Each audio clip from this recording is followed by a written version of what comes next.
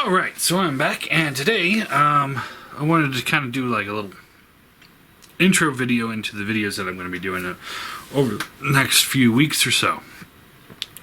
So, as you guys have known, the content has been really light on the channel lately. That's primarily because there's nothing out in my area. I know there's some Siege figures starting to show up in some places, but nothing in Colorado yet. And I really don't want to order figures online because I really enjoy the hunt. I like going out, I like looking for the figures, or coming across them by accident and being like, oh yeah, that just made my day.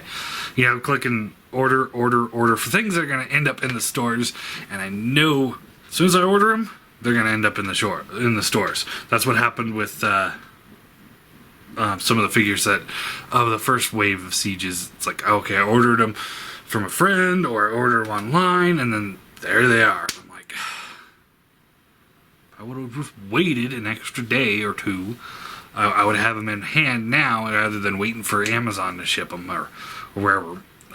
So anyway, so while we're waiting for that, apologies for the lack of content. There's just not much to go through. I was really racking my brain, like, what can I do videos on while we're waiting for some new figures to come out? And then I thought, well, I could do some top 10s. I haven't done many of those lately. And then I'm like, well, okay, I could think of, 2 top 10s off the top of my head. And so that would get us through a day, maybe 2. If I stretched it out, did the intro video and then one top 10 and then another top 10, maybe, 3 days and over the course of 1 week, and then we're back to no content unless I can think of something else. But then I thought, you know what? What if I really stretch these out? So I'm going to do a top 10. That's going to take 10 days. I'm just going to do... Each number will be a different video, and I'll just go into explanations why I chose this to be where it is in my top 10 list. So hopefully it doesn't get too tedious for you guys, but hopefully, having content up will help you, help alleviate that. And, we'll try and do like maybe... As we're going, we'll try and do like maybe mini rants or mini responses from previous videos, and we'll just kind of keep moving on. However, I am going to be recording chunks of these videos in one day, which is another thing I'm going to warn you guys about, is that although, you'll see me wearing the same shirt day after day, it's filmed in one day, so it's... I don't wear the same clothes every single day. So just so you guys are like, hey, wait a minute, he wore that Batman shirt yesterday. Which is this is actually like the 3rd time I've ever worn this shirt. I think it's a little godly. But it is laundry day, so it's cozy. Sort of. Kind of cozy. Yeah. Anyway, so before we get into it, I just wanted to touch on the Unicron situation, because I did that video on Unicron last week, and while I still think that it looks good, we got the full 360 of it. Oof. Those legs, everyone's calling them Pringle legs at this point, but oh man, that's bad. That is... Oof, that looks brutal, and that backpack is just massive. I am not thrilled by that. With that price tag, I think they could probably find a way to, like, open, maybe open the arms up and fold some of those panels in there instead of just putting them all on the thighs or on the calves. What? Or, fold them into the back or something. I don't know. But I know it's all got to go somewhere, but yeah. But also, for those that are like me, they're like, I can't do this right now. It's going to be, a while before I can save this kind of money. Well, Takara did say that they're going to take the mold and release it as a mall exclusive. So it's probably going to be the same price, if not a little bit more, but probably will have better paint apps than Hasbro could. And that's also going to be down the road, so that's where I'm going. You know, it's still going to be a long time before we see this one, if it gets funded, before we can see this come to the light of day. But it sounds like Takara is going to do it anyway. And so I'm going to sit here and I'm going to save up my money for when that hits pre-order, because then you can pre-order it, slowly come up with the money, rather than having a month and a half to come up with it. I think that's kind of ridiculous. That was my biggest gripe about it. I feel better now thinking, you know, with the thought that Takara is going to be putting it out as well. So, you know, there we go. You know, maybe it'll be even a little cheaper because they'll be able to do a bigger run. But we'll see. I mean, I would imagine it's probably going to be about the same, if not just a little bit more for importing. But then again, like I said, if they're just putting it out there, maybe it's going to be cheaper. Who knows? The videos that I'm going to do this week are going to be the my top 10 favorite Transformer characters. Now, you know, I had to really think about this, like how to define what my thought process is on this, and I'm basing it off of strictly from the animated or wherever canon, not going into fan theories, comic book editions, or other types of lore that goes into the characters. For example, Shockwave.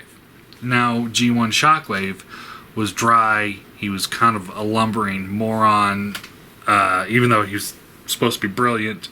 You know, he can't seem to hit the broadside of a barn. Overall, just levels of incompetence.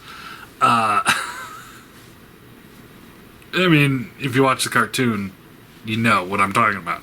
He wasn't the most threatening of villains, even though everyone's like, oh no, it's Shockwave.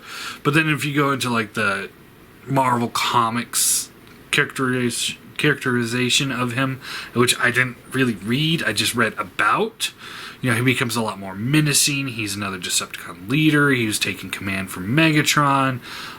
There's infighting involved with that, and so on and so forth. So I'm cutting it down to just the lore that I actually know, and that's the canon, and that's how Shockwave was depicted in the cartoon, which actually drops him out of my list entirely. And that's where my thought process goes. It's just like I need to base it off of things that I'm actually personally familiar with, not from reading about other, you know, reading an article about a character, or, you know, or my personal characterizations of characters. You know, how I understood something. Maybe I understood it wrong as a kid, and that's just how I grew up. But anyway. And then real quick, I'm going to do 2 honorable mentions that barely just... I couldn't get them on this list because they just... they're not my top 10. But I just want to, you know, say that they were close at one point. Grimlock. Had he continued on the Season 1, Season 2 path that he was kind of on, of being this big badass, a little bit slow, but overall was a pretty strong character, you know, willing to go toe-to-toe with Optimus and Megatron at any time. It was pretty enjoyable watching that. But then from the movie into Season 3, he went like from, you know, this leader to this dolt. He like seemed to forget that he could transform. He lost his troopers, so he was just hanging out with Daniel all the time. You know, there's that scene where he's serving like coffee, and he's got like the apron on, and it's just like, really? And it just spirals out of control at that point, where he's just a goofy character. He's almost like the Scooby-Doo of Transformers in season 3. So not a huge fan of that. And that really kind of killed the character for me. And then Soundwave. Now Soundwave, is pretty cool. Although part of the thing that made him cool was the cassettes. And then if you look at the personality traits of the cassettes, you got Laserbeak, Buzzsaw, Ratbat, and Ravage, and they don't have personality. They just kind of growl or squeak, and that's it. That's all they do.